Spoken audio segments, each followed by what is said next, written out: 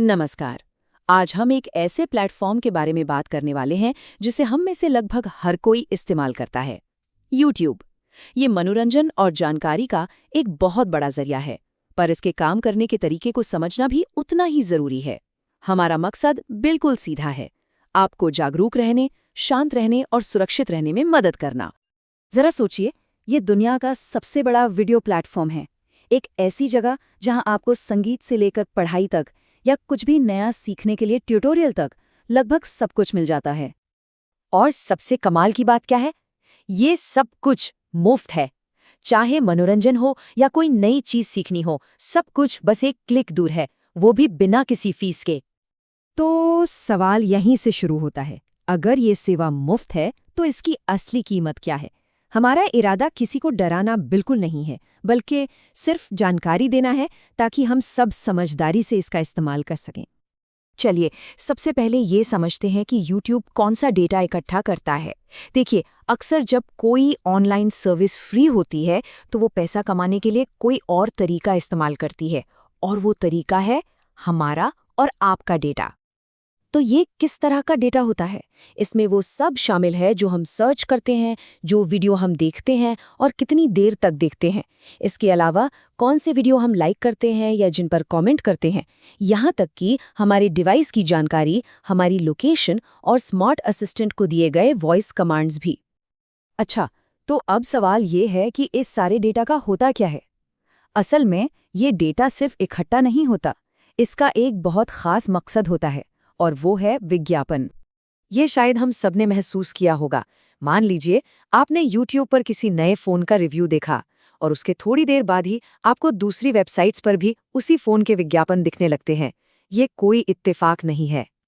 इसी को कहते हैं टारगेटेड एडवर्टाइजिंग। इसका सीधा सा मतलब है कि आपकी ऑनलाइन एक्टिविटी के आधार पर यह तय किया जाता है कि आपको कौन से विज्ञापन दिखाए जाएंगे।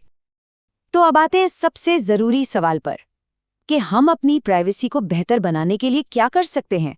अच्छी खबर यह है कि कंट्रोल काफ़ी हद तक हमारे ही हाथ में है।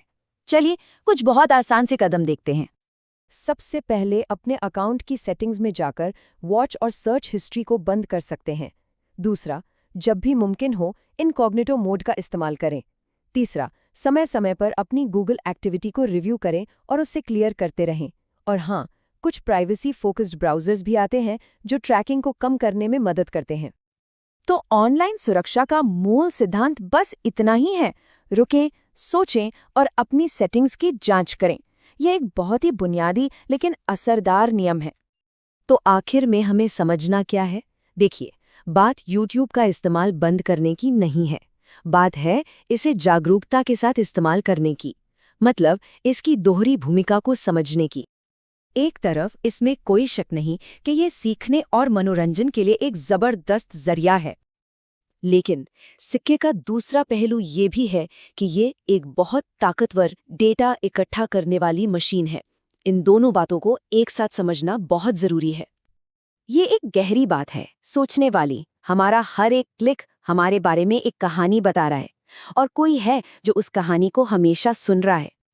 तो सवाल ये है कि हम अपने क्लिक से कौन सी कहानी बताना चाहते हैं।